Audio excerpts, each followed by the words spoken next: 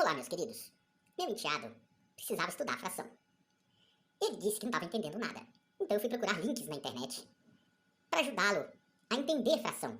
Piorou, porque os professores da escola não sabem o que significa a fração. Não sabe aplicar isso no mundo real, e daí a dificuldade das crianças de entender. Para que eu vou usar isso? Foi a primeira pergunta que eu ouvi. Para que serve isso, sem se dar conta de que a fração é a coisa mais usada da matemática na sua vida? Quando você lê uma receita, a dona de casa lê uma receita e fala, coloque 2/3 de uma xícara de açúcar na receita. 2/3. Significa pegar uma xícara imaginária, certo? Ou com uma medida exata, uma xícara de 1 litro, por exemplo, certo? Dividir ela em 3 e colocar nela 2 partes de açúcar. Então é isso que a fração ensina. Proporção das coisas, certo? Não diretamente números absolutos. Depois você vai aplicar a proporção sobre o número absoluto, certo? Isso a gente vai aprender depois. Por ora, é importante a gente entender a adição e subtração de fração, para depois aplicar o resultado disso sobre o número absoluto, litro, quilo, metro, tá certo? A fração tem vários nomes: fração, razão, proporção ou números racionais. Foi quando eu decidi gravar esse vídeo, foi quando um certo professor, cheio de empáfia, falou: vou ensinar vocês a fazer adição e subtração de números racionais. Racional é o chifre de quem pôs ele no mundo. Por que ele não usa o termo fração? Para que complicar a vida do aluno? Então deixa pra falar de racionais quando você estiver lá no segundo grau, no mestrado, no doutorado, quando você for falar de números, certo? Dando outros nomes pra coisa que a gente já sabe o que é. Aqui é fração.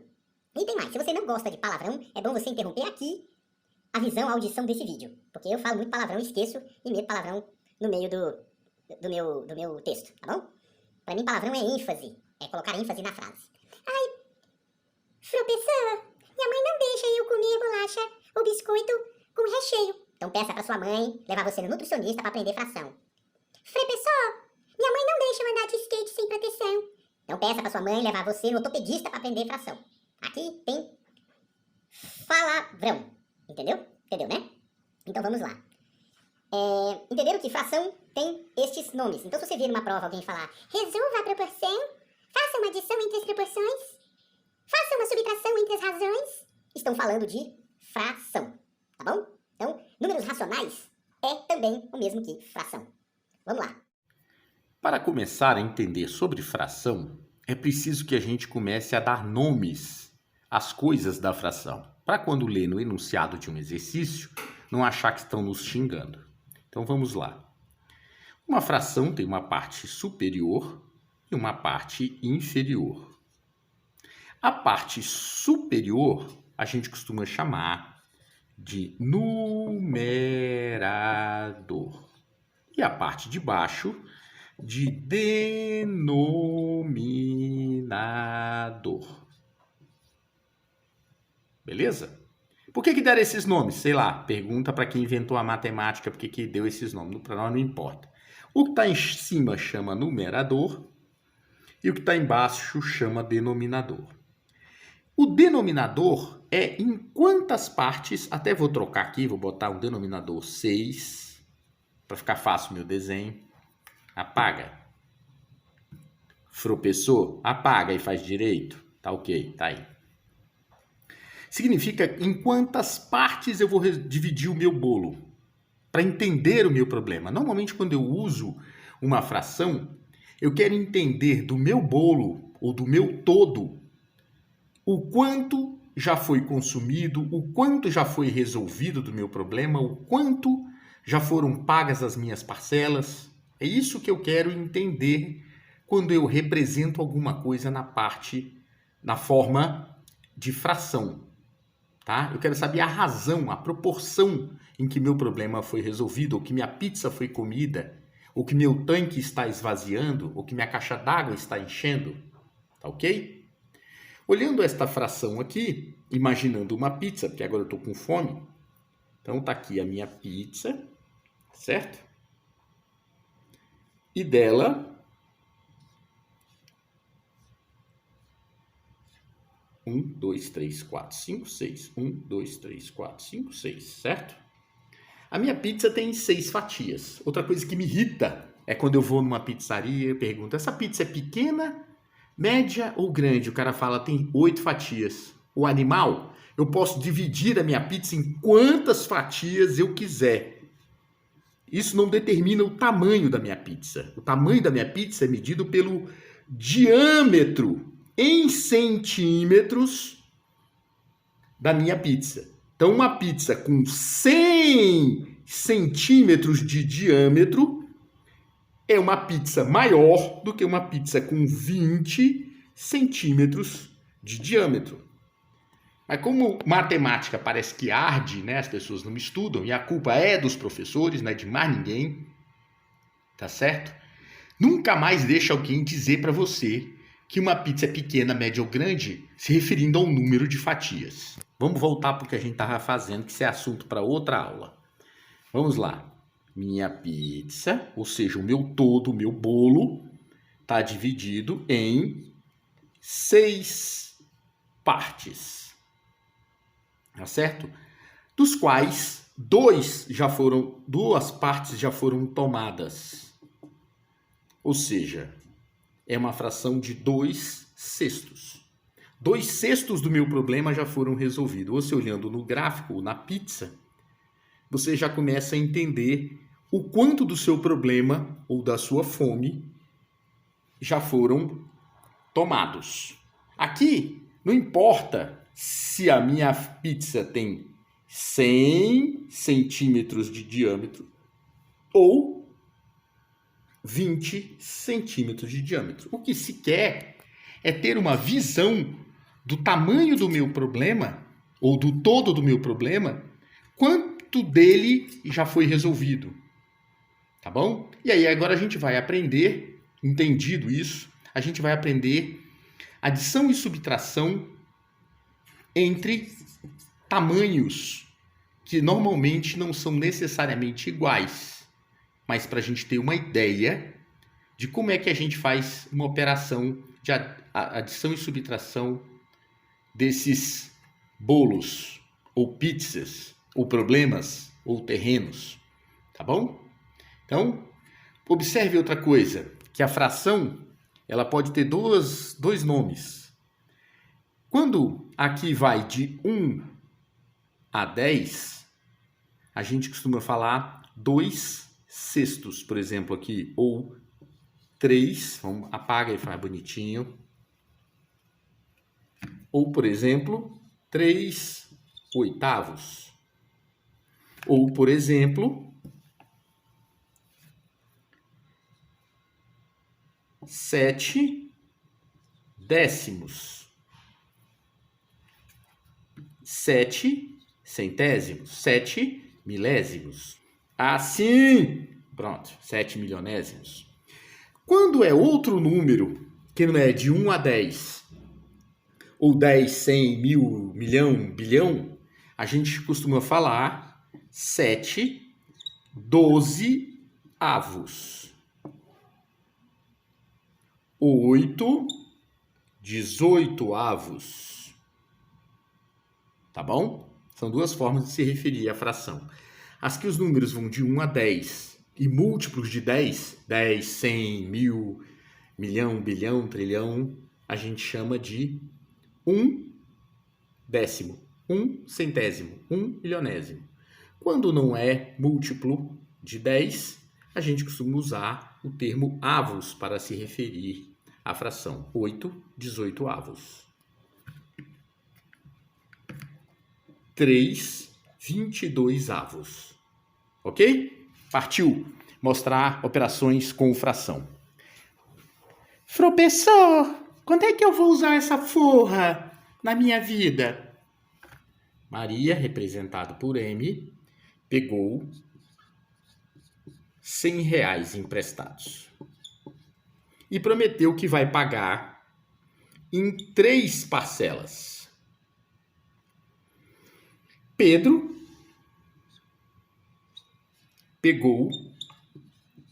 representado pela letra P, que no nosso vocabulário tem som de F. Fredo, né, pegou também R$100 emprestados e diz que vai pagar em 4 parcelas. Beleza? No primeiro mês, Maria pagou 2/3 da dívida dela e Pedro 1/4. Do meu bolo, quanto eu recebi em parcelas? Vamos lá? Vamos fazer isso? Então seriam 3, 2/3 das parcelas de Maria e mais 1/4 da parcela de Pedro. Como é que seria isso? Vamos desenhar? Olha que interessante, hein? Então eu já estou começando a aprender a adição de frações. Observe que para eu representar o meu bolo todo, o ideal, porque aqui eu tenho uma parte do bolo representado com um denominador e outra parte do bolo representado com outro denominador. Para eu ter uma visão legal do meu bolo, o ideal é que eu multiplique, esses denominadores. Para eu ter uma visão igual do ponto de vista proporcional do montante que eu recebi. Isso é o que eles chamam de calcular o MMC, o mínimo múltiplo comum. Por que eu tenho que fazer essa ginástica do múltiplo comum? Para eu ter uma visão do meu bolo, certo? Que seja de forma proporcional ao que Pedro pagou e ao que Maria pagou. Bem, voltamos à nossa explicação de operações de soma e subtração com fração. 2/3 mais 1/4 significa que Maria pagou 2 das 3 prestações que ela tinha e Pedro 1 das 4 prestações que ele tinha. Se eu quiser ter uma ideia do que já fora pago e desenhar 2 gráficos aqui para representar o que foi pago, eu não vou ter uma ideia muito precisa do quanto já foi pago. Então eu tenho que criar um gráfico que represente proporcionalmente melhor do que isso aqui. Se eu olhar para isso aqui, eu não vou ter uma visão muito clara do que já foi pago. Então, para isso, a gente cria o que eles chamam de MMC, um múltiplo que seja comum a esses 2 denominadores. Para isso, a maneira mais fácil, basta multiplicar um pelo outro. Perfeito? Quando eu multiplico 3 por 4, eu vou passar a ter uma pizza agora, ou um gráfico, um bolo, ou um todo, dividido em 12 partes, porque 3 vezes 4 é 12. Tudo bem?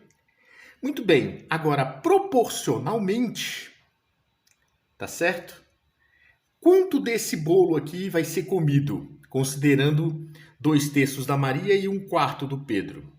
É simples. Basta que eu faça a seguinte coisa. Se o total é 12, então vamos colocar 12 aqui. Agora, o meu bolo está dividido em 12 pedaços.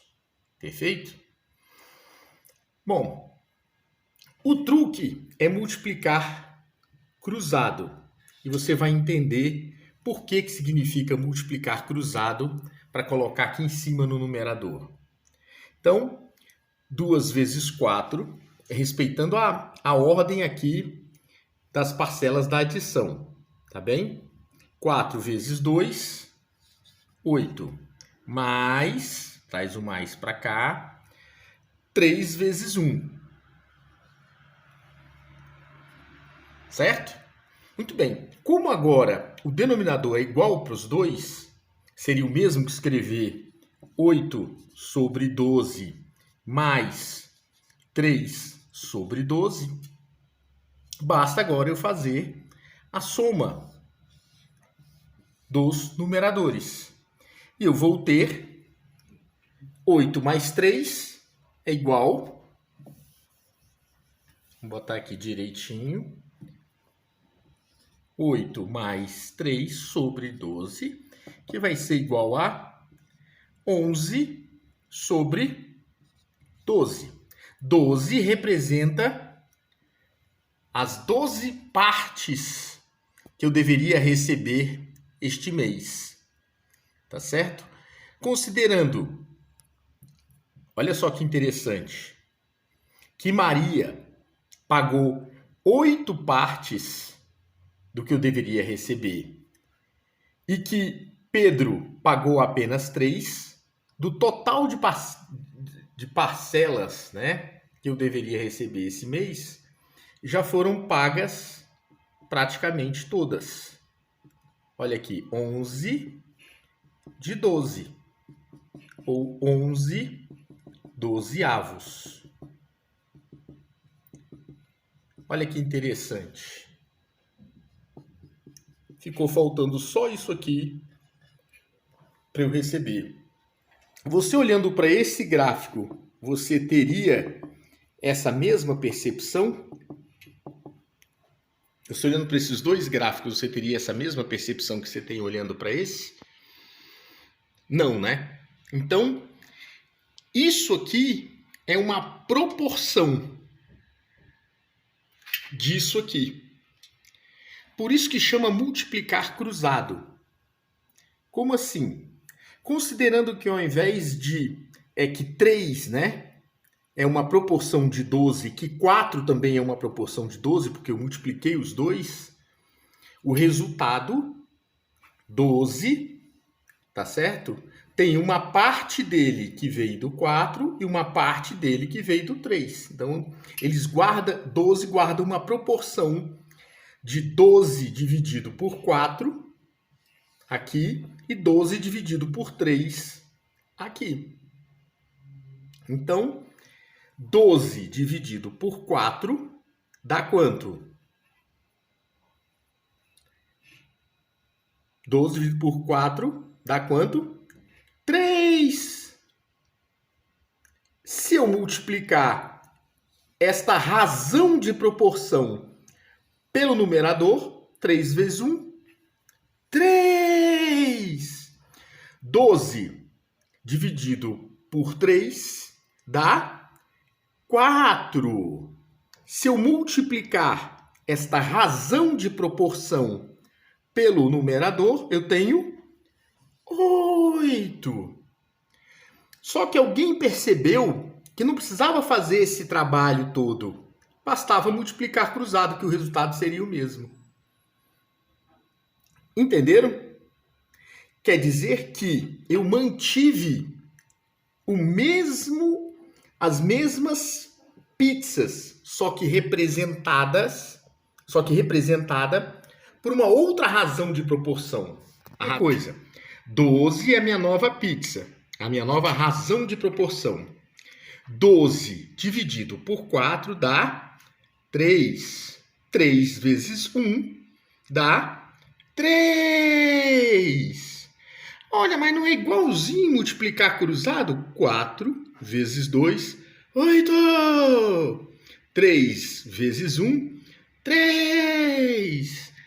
Então, ao invés de você ter essa trabalheira inteira, pegar a nova razão de proporção, a nova pizza, e fazer esse cálculo, você simplesmente multiplica cruzado, que o resultado sempre vai ser igual. Entendeu? E agora, olhando para cá, eu já tenho praticamente todo o pagamento que eu deveria receber nesse gráfico. Todo o pagamento que eu tinha para receber já está quase quitado, só está faltando uma pequena parcela. Olhando cada uma das parcelas separadas, não me dá a mesma visão, não me dá a mesma percepção. Parece que ainda falta muito a ser pago. Entendeu? Por que fazer equação de soma e subtração com fração?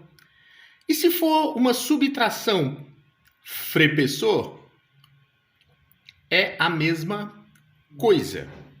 Depois eu vou explicar a pegadinha do sinal, tá ok? Um abraço.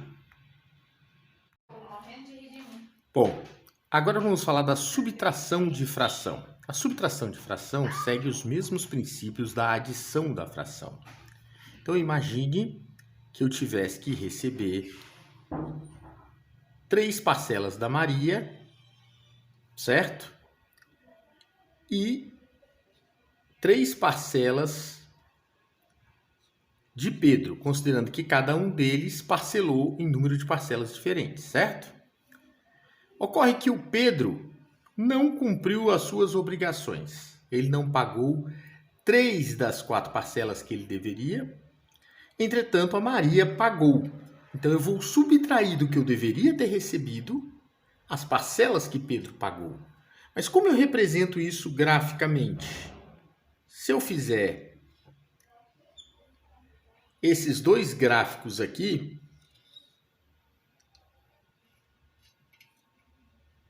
certo?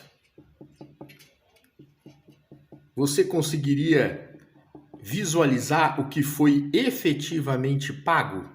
Subtrair esse gráfico desse, daria para você uma ideia do que foi efetivamente pago? Não dá, né? Então, para isso, a gente usa de novo a técnica do MMC bruto. A gente multiplica esses 2 denominadores para criar o nossa nova número de fatias de pizza, mantendo, evidentemente, a proporção entre elas, certo? O que significa manter a proporção? Significa multiplicar cruzado. Então, como fica a nossa nova equação, considerando a nova proporção? Então, eu tenho 12, porque 3 vezes 4 é 12, certo? Mantendo a proporção, 12, que é o denominador, certo? Isso aqui não representa o denominador, ou seja, a pizza, certo?